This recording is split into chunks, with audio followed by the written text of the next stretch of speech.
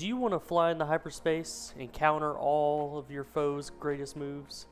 Well, let me introduce you to the Counterintelligence Precon from the Edge of Eternity set.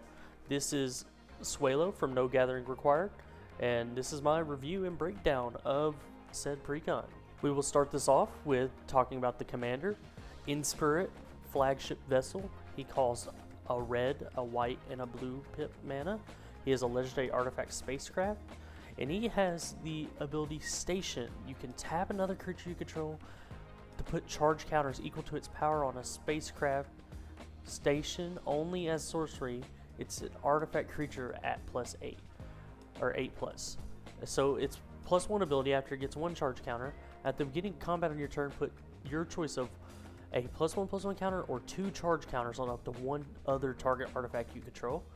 And then its 8+ ability is it gets flying, and then other artifacts you control have hexproof and indestructible. It's a 5/5.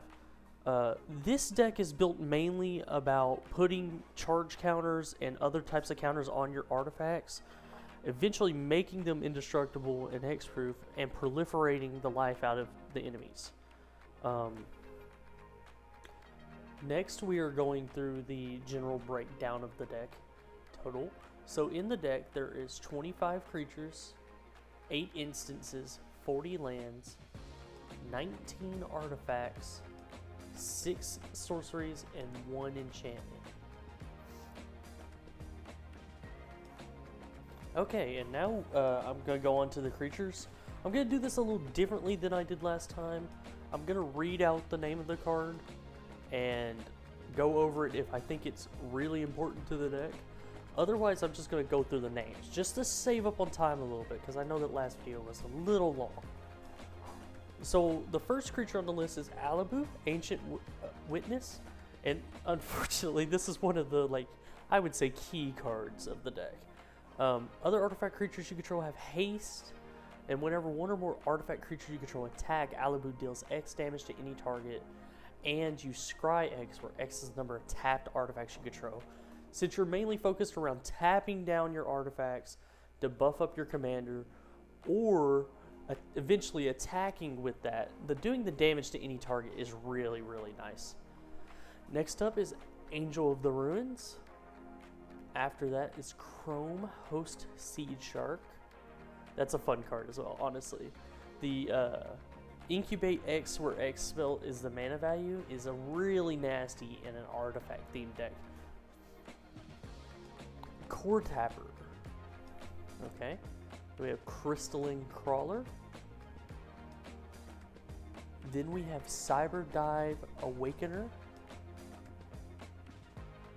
Deep Glow Skate. Now this is an important card. It's Deep Glow Skate. It's a 3/3 creature fish for a blue mana of 4 colorless. When this enters, double the number of each kind of counter on any number of target permanents. That's disgusting. You can just, if your commander has 4, you could go straight to 8 and make it a creature instantly. Some of these other cards later, you will be able to see that you can go from 10 to 20 really easily, and doubling any kind of counter is amazing. Next is Depth Shaker Titan. Then we have Emery, Lurker of the Lock. It's good recursion for your artifacts. Enthusiastic Mechanaut. Got an Etched Oracle. An Ethereum Sculptor. Got the Hangerback Walker. Got Jorah, Weatherlight Captain. Got a Kappa Cannoneer. This can be a really nasty card as well. Just putting a +1/+1 counter on Kappa and swinging it because it can't be blocked. It could get so big so fast. Kylo, Apogee Mind.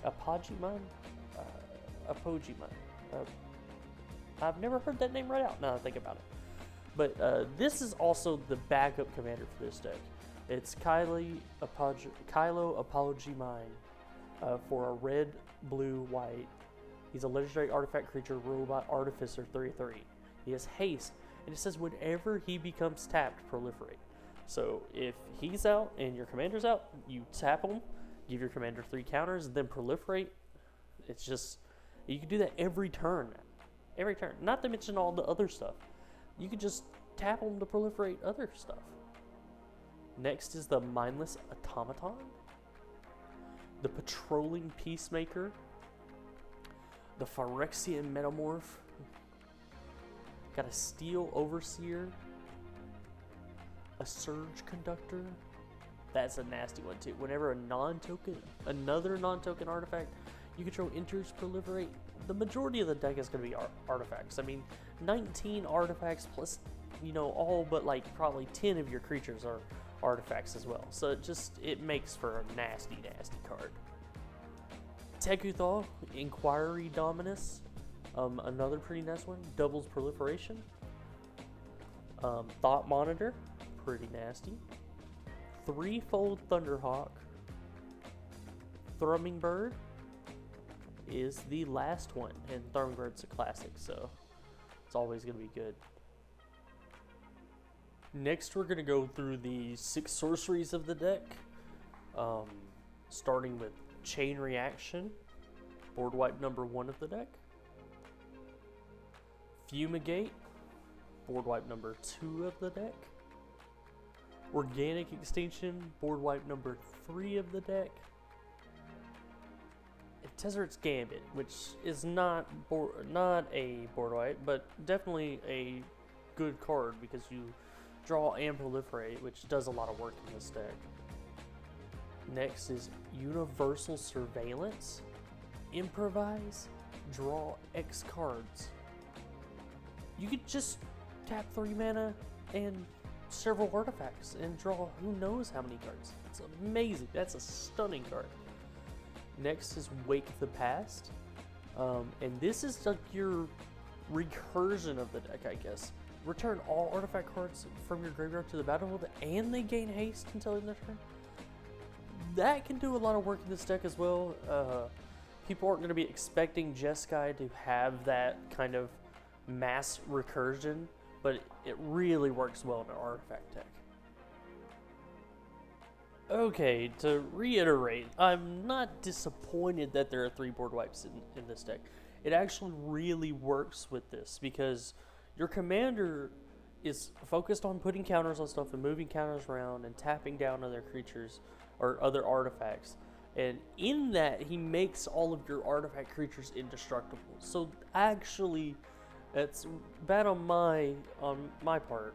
Each of these board wipes does quite a bit of work because destroying all these creatures, for instance, take Fumigate, you destroy all the creatures, gain a life for each creature destroyed, so you gain a bunch of life, and none of your creatures are destroyed because they all have indestructible. You can't destroy indestructible creatures. And the same with Organic Extinction with the Improvise. They're nice cards. I just was being facetious. Sometimes Precons tend to put too many board wipes, but it actually really, really works in this deck. Okay, next on the list, we're going to go through the 8 instances in the deck. First is a Chaos Warp, which everybody knows what Chaos Warp does. Really fun red removal. Could possibly hit a bad thing off the top, but who knows. Got a Dispatch, which taps target creature, but if you control 3 or more artifacts, you exile a creature.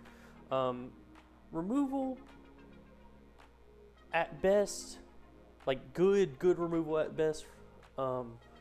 At worst, you tap a threat down, so it has to swing at you the next turn. Next is Experimental Augury. Good top deck manipulation, but also has that added proliferation onto the back end of it, so makes it a doubly good card for the deck. Pull from Tomorrow, just a card draw mainly. Just you can pump a bunch of mana into it and draw, you know, whatever you need. Like 4 mana, you can draw 6, you know, stuff like that. Ripples of Potential, Proliferate. Then choose any number of permanents you control that had a counter put on them this way. Then those permanents phase out. This is a good protection spell. Say somebody plays a board wipe, you play Ripples of Potential, you proliferate as everything if you can. You proliferate as much stuff as you can. And then you phase them out so that they don't get board wiped with whatever's going to hit you. It's a really good card. There's also a Swan Song. I'm very surprised Swan Song was in this deck. A one blue mana, the counter target enchantment, instant, or sorcery, and its controller just gets a 2/2 bird with flying instead. It's just a slap to the face. It really is. Speaking of slaps to the face, Swords the Plowshare is the next instant. It exiles target creature. Its controller gains life equal to its power. It's just so efficient for removal. Exiling for 1 mana doesn't really matter the caveat on the other side. Like, it just is so nasty. Next instant is going to be Thirst for Knowledge. This is another like top deck manipulation kind of. You could draw 3 cards, then discard 2 cards unless you discard an artifact. So you draw 3, discard 1 most of the time. I mean, either way, it's a really strong card as well. Okay, next up on the list to go over are the 19 artifacts in the deck. Very important part of the deck, or an artifact deck, is, you know, the artifacts. So first is Arcane Signet. Then there is an Astral Cornucopia. Anything that's going to be able to add charge counters onto it is really good for our proliferation, but also the moving and putting more charge counters on stuff. It's just good ramp for cheap, honestly. Next is Cloud Key. Then there's a Darksteel Reactor. That's a fun card too. Good win con too if you want to try to win. You can win with that. It's pretty funny to win that way. Empowered Auto Generator. Everflowing Chalice. Gavel of Righteousness.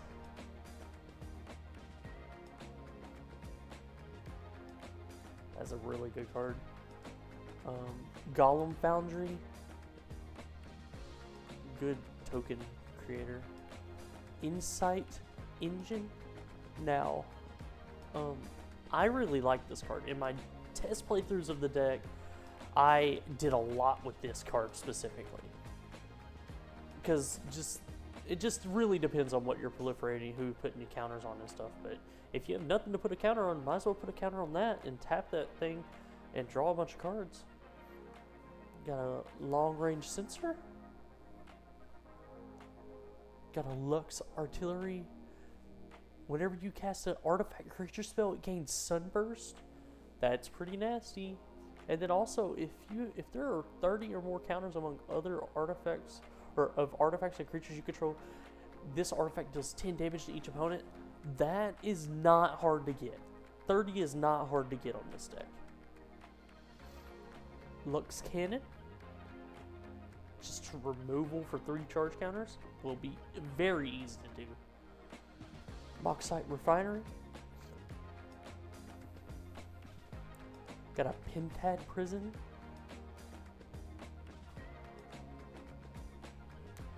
Got a Solar Array. Got a Soul Ring. You got to have Soul Ring in a Precon. Got a Soul Guide Lantern. It's good to help hurt those graveyard recursion decks, and it doesn't affect you. Titan Forge, another token creator, pretty decent. An Uthros Research Craft. Now this is another one of those spacecrafts that has the station ability. Now its 3+ is whenever you cast an artifact spell, draw a card, and then put a charge counter on this spacecraft.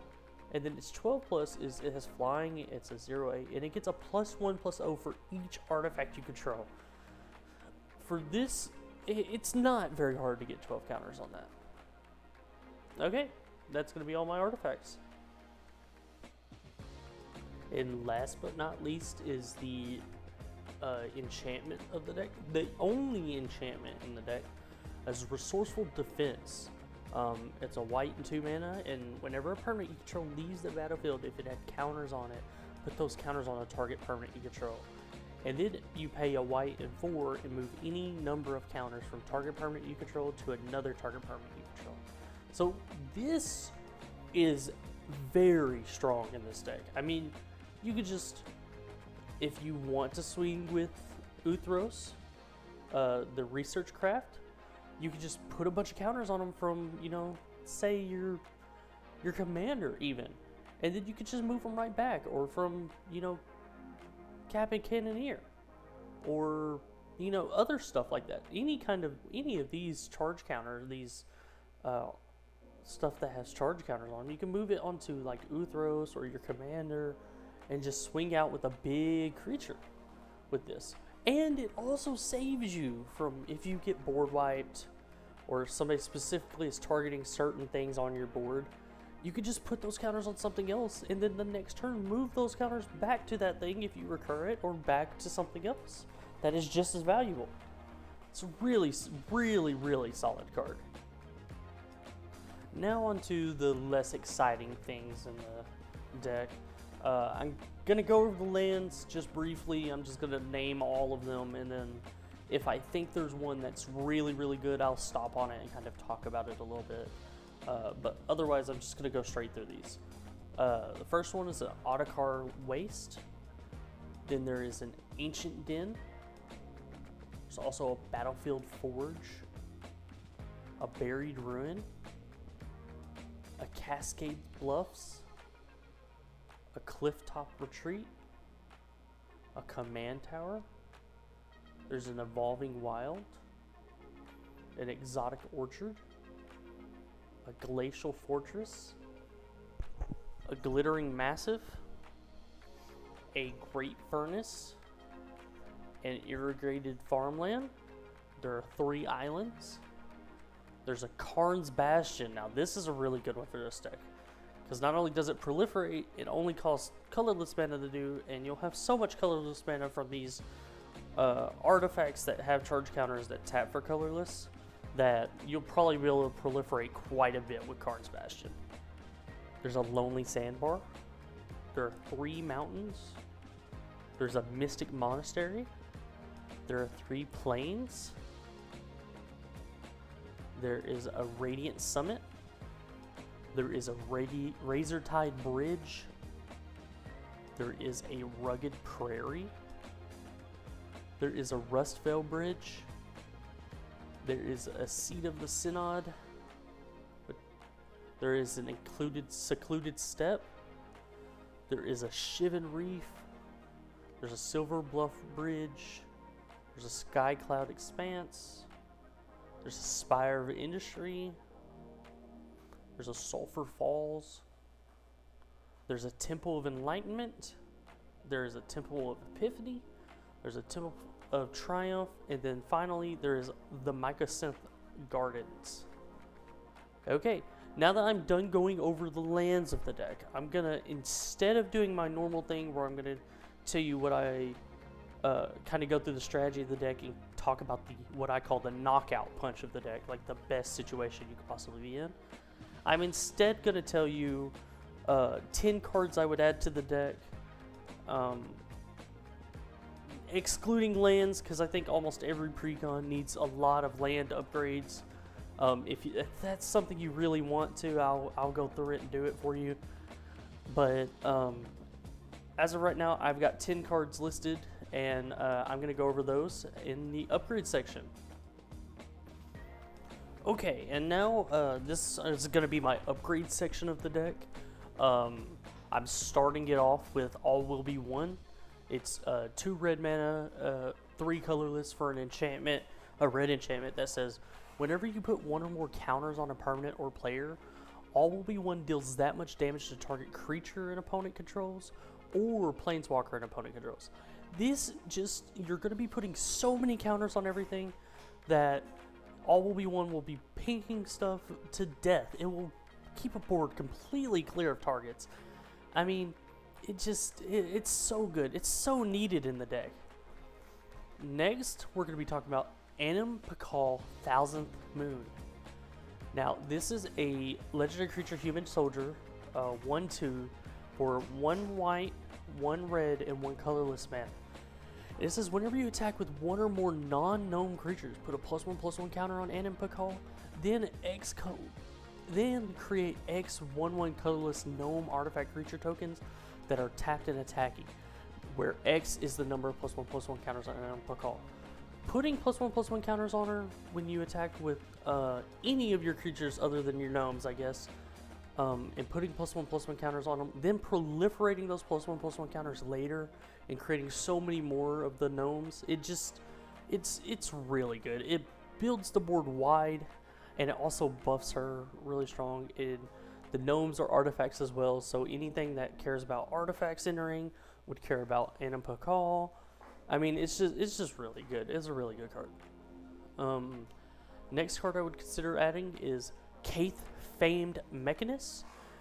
It's a legendary creature dwarf artificer, 3/3 for a red, a white, a blue, and a colorless.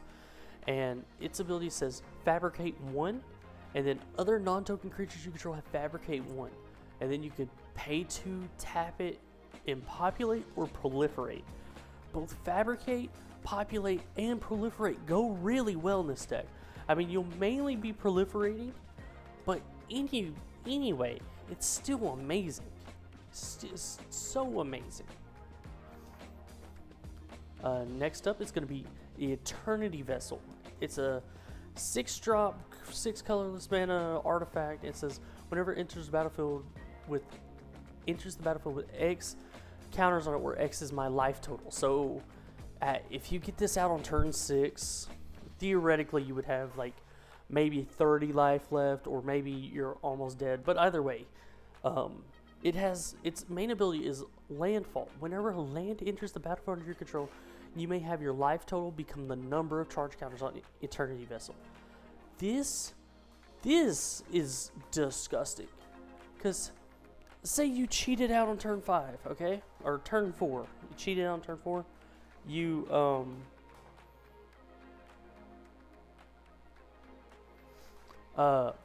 you put it out on turn 4. Say you have 35 life. It has 35 counters on it. You proliferate that so many times. Or if you don't even want to do that, you move it onto a different creature or target with some other ability. That's nice. Then playing a land and making your life become 35 again or become 40 again, it just sucks the fucking momentum out of people. It's so good. Next is going to be a Fabricate. This is just searching your library for an artifact card, reveal it, and put it in your hand.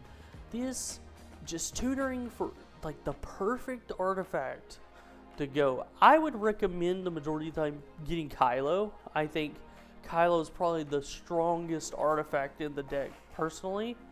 But there's a lot of cards that are disgusting in this deck. Like the next one, for instance. Magistrate Scepter is another card I would add. It's a 3-drop Magistrate Scepter artifact. You pay 4 and put a charge counter on it, or you could tap it and remove 3 charge counters from it and take an extra turn. You could so easily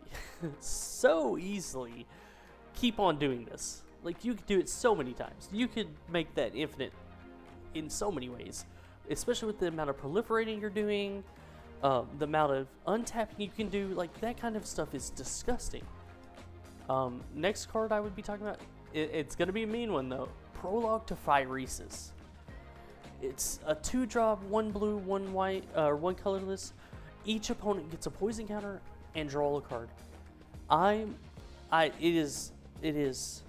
know I don't condone using poison on your friends, but it's so effective in this deck. I mean, Kylo proliferates, you're moving counters around, you're trying to proliferate with several different stages of your deck. I mean, there's a land that does it, there's artifacts that do it, there's creatures that do it, and there's instants that do it as well. So, I mean, why wouldn't you do that? Why wouldn't you want to draw a card and each get a poison counter and keep on doing it? Keep on hitting them with poison counters, because it's the easiest way to win. Next up is Psi Master Thopters. Whenever you cast an artifact spell, create a 1/1 artifact, Thopter artifact creature with fly. And then you pay a blue and a colorless, sacrifice 2 artifacts and draw a card. This is go wide because you have so many artifacts in this deck. Then you can use those artifacts to draw cards if you need to. If not, you do something else with them. I'm sure there's other ways you could do that. Tap them to get your commanders huge, or tap them to get your commanders counters on it. Next is going to be one of this. This is a disgusting card. An Unwinding Clock. Now, I know that this doesn't seem that crazy for, like, cards that are trying to buff up your commander. Like, if you're trying to put the station count or the charge counters on your commander by tapping a creature down, you can't tap it during, but you could tap it during your turn and guarantee you have a blocker for the next turn. Or you could tap your mana rocks and cast a spell if you need to. I mean, there's a lot of stuff you can do with an Unwinding Clock that is very disgusting in this deck. And actually, it's relatively cheap right now compared to what it has been. Next is a card called the Virulent Silencer. It's a 3-drop robot assassin artifact creature, 2/3. It says whenever a non-token artifact creature you control deals combat damage to a player, that player gets 2 poison counters. Non-token artifact creature. Non-token artifact creature. You know how crazy that most of the creatures in the deck are artifacts. Your commander, both of your commanders are artifacts. Like, it's just so nasty. It's such a good thing to add to the deck. Okay, there you go. You saw my thoughts and opinions on the counterintelligence precon.